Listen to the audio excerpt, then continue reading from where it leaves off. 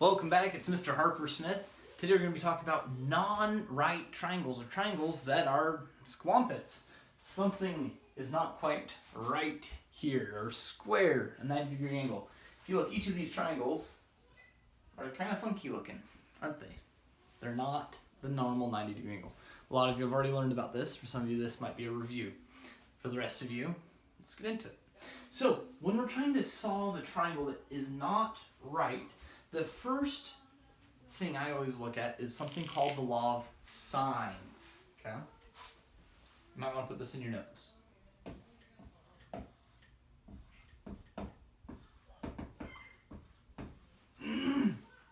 With the law of sines, again, you can pause this video whenever you need to. So I'm just going to keep going.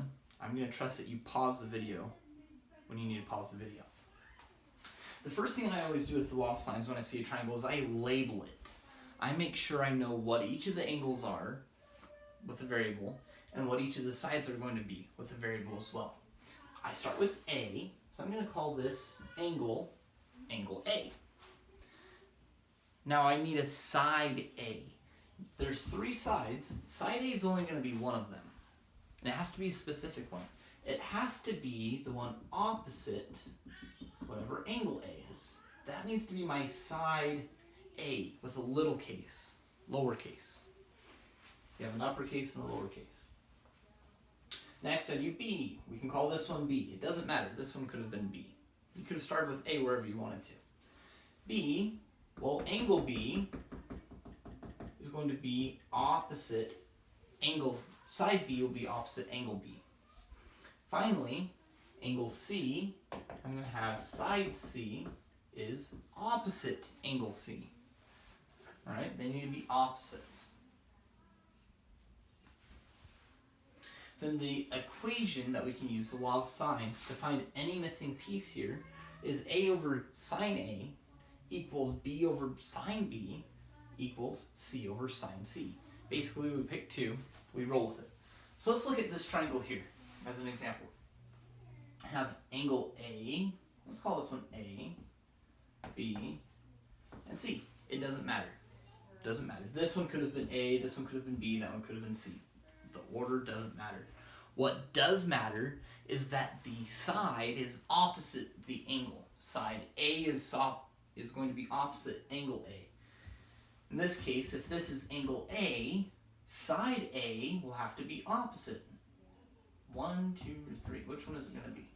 Think for a sec. Whoop. It's going to be this one. Okay?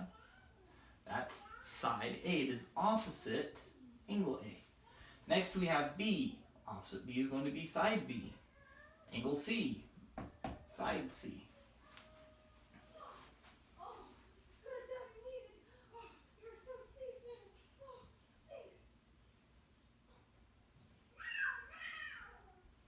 And on this one I actually wrote the problem wrong, I think. This should have been 24. Ha, I'm sorry.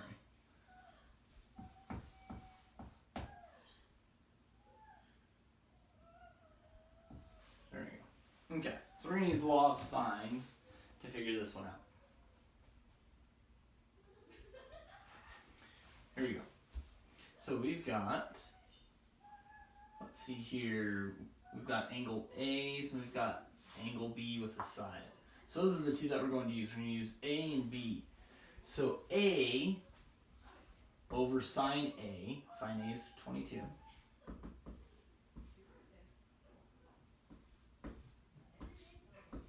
It's going to equal little b, so 24, over angle B.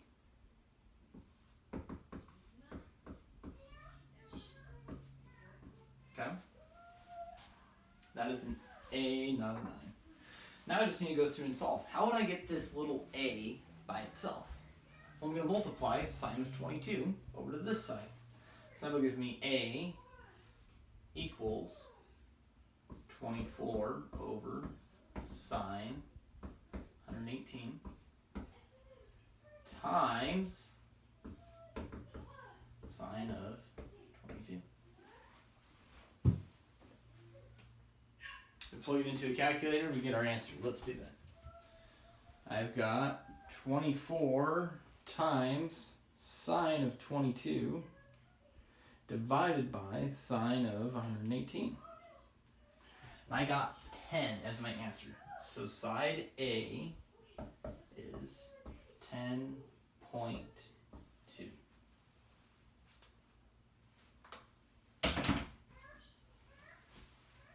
I'm going to do this next one real quick. Once I'm done with this one, I'm going to let you start off trying this one, and then I will give you the answer. So here we go. Let me start off labeling. So I've got angle A, side A, angle B, side B, angle C, side C. Okay? Again, it doesn't matter what order you put them in, as long as the sides are opposite the angles. So, am I going to use sine A, sine B, or sine C? I'm going to use two of them. One of them I will not use. In this case, I'm going to use angle B and angle C. I will use these two, alright? So, 7 over sine of 44 equals C over sine 53. Multiply both sides by sine of 53. That's what you're going to get out of the denominator. That'll give me, I'll bring it down just a little bit, sine of 53 times 7 divided by sine of 44. That will equal C. Alright, plug it into a calculator. Let's solve it. Sine of 53 times 7 divided by sine of 44. Now, be careful with the parentheses. Make sure to put parentheses on, and when they start, they need to close. If you don't close it, you're going to take the sine of 53 times 7 divided by sine of 44. We only want to take the sine of 53 here. Okay? When I do this, I get 8.05.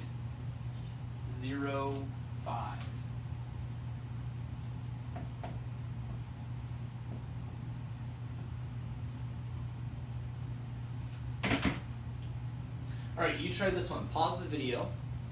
That's a 63. That's 101. That's a 9.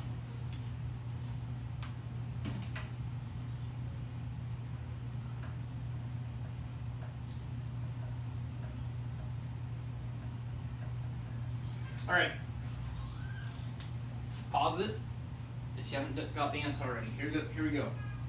We've got, say, A and B and B and C and C. And then you go through and find the answer.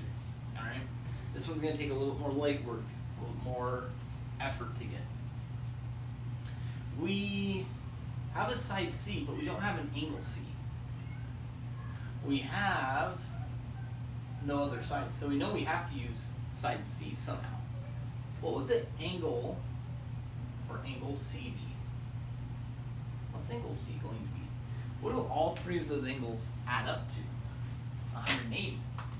So we take 180, we subtract the 101, and then we subtract the 63. That gives me an angle of 16 degrees. Okay, I now have a complete fraction. You always have to have one that's complete. In this case, C is now our complete fraction. So 9 over sine of 16 equals, I need to find B. B over sine, and am I going to use the 101 or the 63? Well, I've got little b, so I need to use big B, 63. I'm going to go through and solve. To get b by myself, I need to multiply by sine of 63 to both sides. So 9 times sine of 63 divided by sine of 16 equals b. Now, plug it into a calculator. 9 times the sine of 63 divided by sine of 16 gives me 29.1.